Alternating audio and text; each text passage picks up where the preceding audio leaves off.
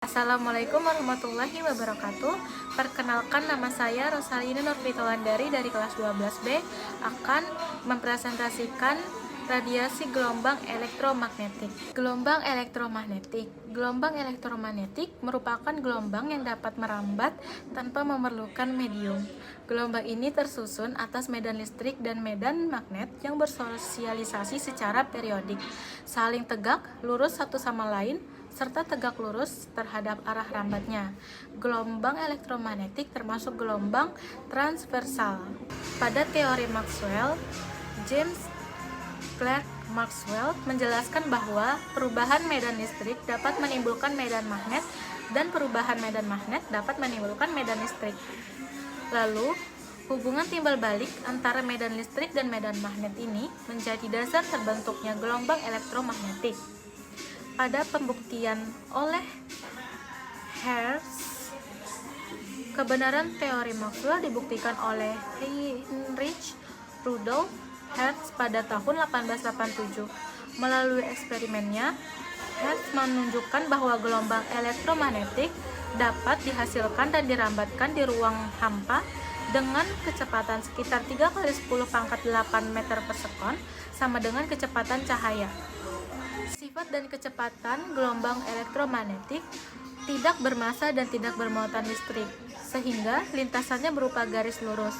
Gelombang ini dapat merambat di ruang vakum maupun udara dan dapat mengalami pantulan, pembiasan, interferensi, difraksi, serta polarisasi.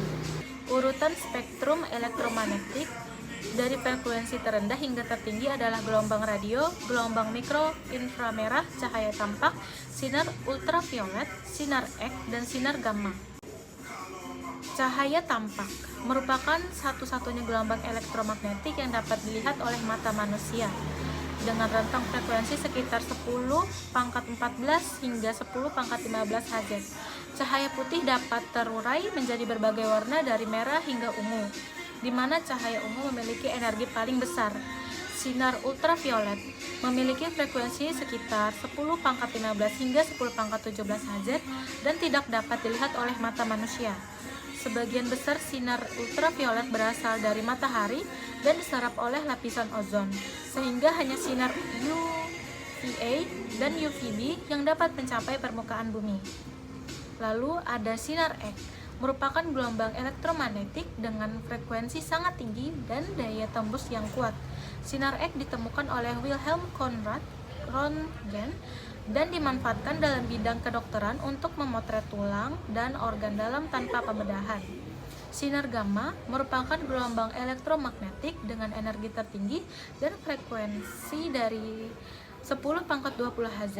Sinar ini dimanfaatkan untuk terapi kanker, sterilisasi alat medis, serta pengawetan makanan. Pemanfaatan gelombang elektromagnetik. Gelombang elektromagnetik dimanfaatkan dalam berbagai bidang kehidupan seperti komunikasi melalui gelombang radio, pemanasan makanan, menggunakan gelombang mikro, penggunaan sinar inframerah pada remote control dan alat kesehatan, serta pemanfaatan sinar X dan gamma dalam bidang medis dan industri. Kesimpulannya, gelombang elektromagnetik memiliki berbagai jenis dengan karakteristik yang berbeda-beda. Pemanfaatannya sangat penting dalam menunjang kehidupan manusia, terutama dalam bidang komunikasi, kesehatan, industri, dan teknologi modern. Sekian presentasi dari saya. Wassalamualaikum warahmatullahi wabarakatuh.